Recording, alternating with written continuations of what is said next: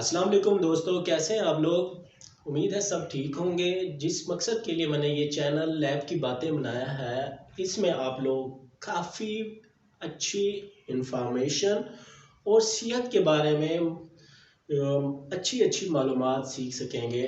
तो मेरे इस चैनल को ज़रूर सब्सक्राइब करें और बेल आइकन जो घंटी का निशान है इसको प्रेस करके तमाम वीडियो के लिए ऑल के लिए सिलेक्ट करें, ताकि आप लोगों को जो भी नई इंफॉर्मेटिव और आप लोगों की सेहत के बारे में अच्छी और मुफीद बातें हों वो आप लोग जान सकें।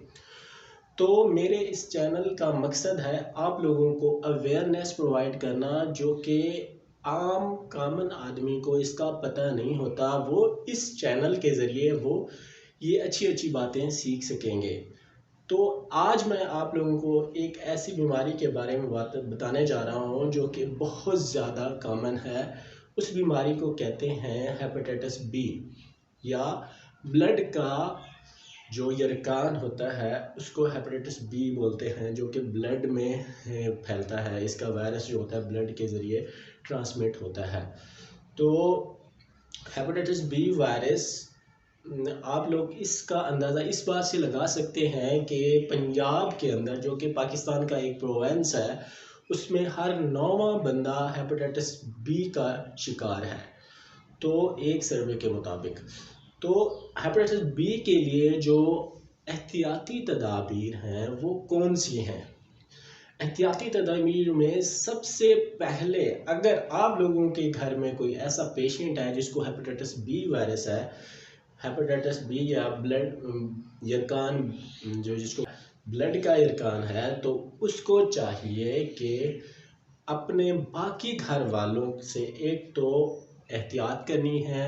उससे जैसे नाखून तराश हो गई, डिफरेंट टाइप्स के जो आइटम उसके यूज़ में है वो उसके कंटेक्ट में नहीं ले जाके जाना। उससे सबसे जो बेहतर तरीका है, जो कि हेपेटाइटिस बी का अगर आप लोगों के घर में पेशेंट है या आप लोग खुदा न खास्ता हेपेटाइटिस बी हो जाता है, तो आपने जो बाकी पर्सन है उनकी वैक्सीनेशन करवा लेनी है। क्योंकि जिसको अगर हो गया है हेपेटाइटिस बी तो उसने तो ट्रीटमेंट करवा के सही हो जाना है, लेकिन बाकियों को अगर ना हो तो उसका बेहतर और सबसे आसान तरीका यही है, एहतियात के साथ साथ उसको वैक्सीनेशन करवा लेनी चाहिए उसके घर वाले सभी को। वैक्सीनेशन का प्रोसेस क्या है। वैक्सीनेशन के लिए अगर आप लोग किसी शहर में रहते हैं या देहात में रहते हैं तो आप लोग किसी भी करीबी गवर्नमेंट हॉस्पिटल की तरफ जाएं, जहां पे वैक्सीनेशन ईपीआई वगैरह लग रही होती हैं। तो वहां आपने जस्ट जाके अपनी स्क्रीनिंग करवानी है हेपेटाइटिस की।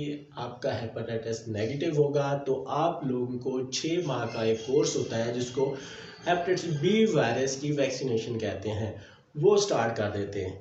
पहले स्क्रीनिंग टेस्ट करवाने के बाद, आपके यरकान के टेस्ट करवाने के बाद पहली डोज आप लोगों को उसी वक्त लगा दी जाती है। उसी वक्त आपके सब घर वाले जिनको हेपेटाइटिस बी नहीं है, ये लगवाना क्यों ज़रूरी है, क्योंकि हेपेटाइटिस एक ऐसी ख़तरनाक बीमारी है, अगर ये हो जाए तो तकरीबन 20-20 साल इसका ट्रीटमेंट चलता रहता है।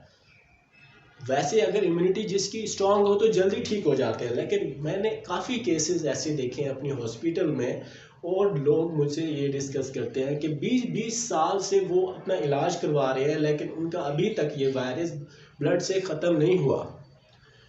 तो 20-20 साल आप गोलियां या कोई टेबलेट मेडिसिन खाने की बजाय आप लोगों को चाहिए कि आप ये वैक्सीनेशन, जिसे हेपेटाइटिस बी की वैक्सीनेशन कहते हैं, ये लाजमी करवाएं।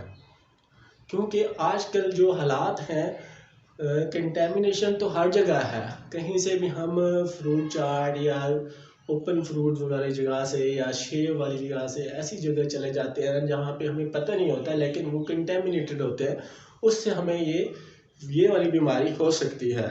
तो सबसे जो अहम बात है, अगर आप लोगों के करीब कोई गवर्नमेंट का हॉस्पिटल है तो वहाँ जाके आप लोगों ने 6 माह की जो एक वैक्सीन होती है, 6 माह में सिर्फ 3 इंजेक्शन लगवाने होते हैं, 3 डोजेज लगवानी होती हैं।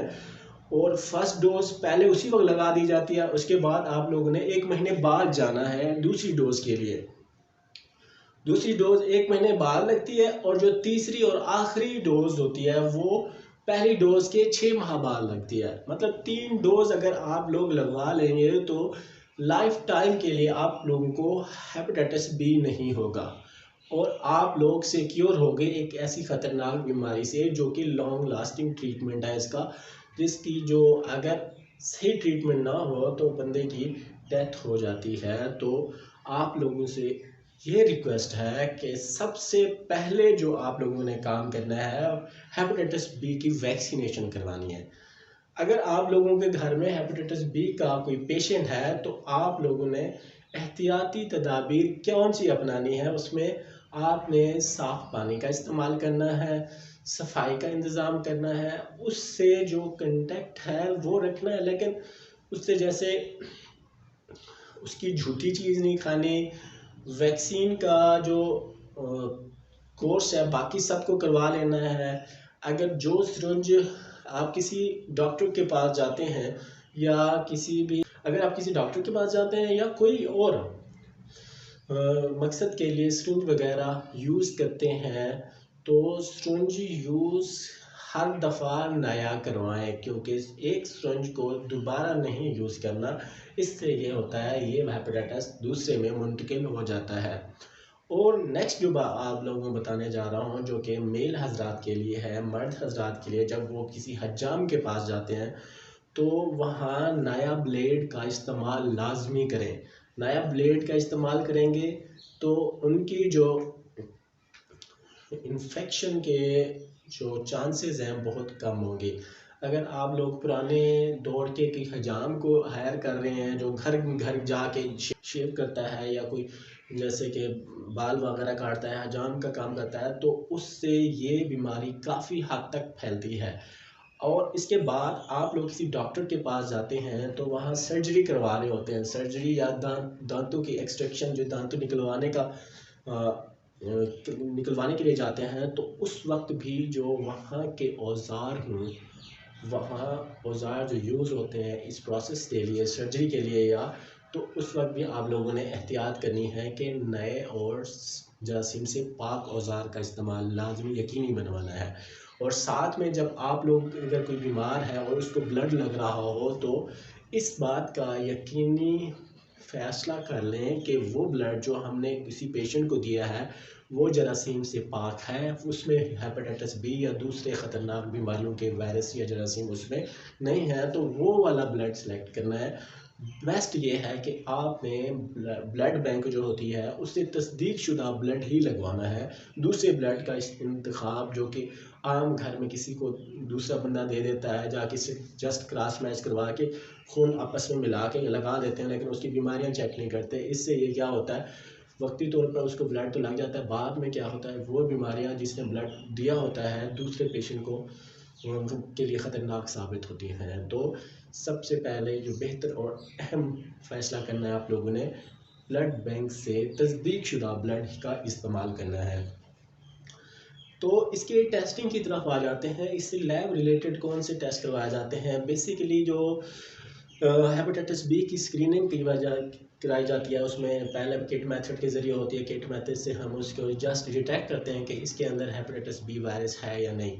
फिर उसके बाद उसका अलाइज़ा करवाया जाता है। अलाइज़ा में भी उसकी क्वांटिटी पता चलती है कि इसमें कितनी इसके अंदर वायरस ने रिएक्टिव है। रिएक्टिविटी का एक और बेस्ट और बहुत ऑथेंटिक जो टेस्ट करवाया जाता है वो है पीसीआर। पीसीआर टेस्ट में बताता है कि इस पेशेंट के अंदर जिसको हेपेटाइटिस बी या ब्लड का यरकान हो चुका है उसके अंदर पीसीआर ये बता रहा होता है कि इसके अंदर कितने हद तक जरासीम मौजूद हैं, और उस हिसाब से उसके फिर इलाज चलता है कि अगर थोड़े जरासीम होंगे तो उसके हिसाब से उसका ट्रीटमेंट या टेबलेट्स होंगी वो कम होगी। अगर ज़्यादा जरासीम होंगे तो उस हिसाब से उसका टेबलेट या और जो मेडिकेशन है वो ज़्यादा डोज वाली होगी। तो दूसरा जो अहम टेस्ट है पीसीआर है, इस बेस पे उस बंदे का इलाज शुरू होता है। पीसीआर में क्वांटिटेटिव पीसीआर जो कि उसका वायरल लोड बता रहा होता है। और अगर ट्रीटमेंट के दौरान या ट्रीटमेंट के बाद आप लोगों ने ये यकीनी बनाना है कि आपके अंदर वो वायरस ख़त्म हो चुका है, तो एक और टेस्ट जो आप लोगों को आम इंसानों को पता नहीं है جو کہ ان کو لیب سے ریلیٹڈ علم نہیں ہے، تو آپ لوگوں کو بتانے جا رہا ہوں۔ اس کے لیے ہیپاٹائٹس ایک ELISA ٹیسٹ کرواتے ہیں جس کو کہتے ہیں انویلوپ anti body, hepatitis be انویلوپ anti body, اس کو کہتے ہیں HBeAB۔ یہ ٹیسٹ کروایا جاتا ہے کہ جو میڈیسن وہ پیشنٹ لے رہا ہے وہ اس بیماری کو، اس ہیپاٹائٹس کو مارنے کے لیے ٹھیک ثابت ہو رہی ہے یا اس سے اس پر کوئی فرق نہیں پڑ رہا، تو وہ والا ٹیسٹ اس میڈیکیشن کو، اور وائرس اگر اپنی تعداد بڑھا رہا ہے، ریپلیکیشن کر رہا ہے، خود کو بڑھا رہا ہے، تو اس کو بھی یہ والا ٹیسٹ بتا رہا ہوتا ہے۔ اگر وہ نیگیٹو ہے تو مطلب آپ کے اندر جراثیم ختم ہو چکے ہیں اور آپ بالکل صحت مند ہو گئے ہیں۔ تو سب سے جو پہلے میں نے آپ لوگوں کو یہ ایک بات بتائی تھی وہ آپ لوگوں نے ضرور فالو کرنی ہے کہ ہر بندہ جس کو ہیپاٹائٹس بی نیگیٹو ہے وہ جا کے ویکسین لازمی کروائے۔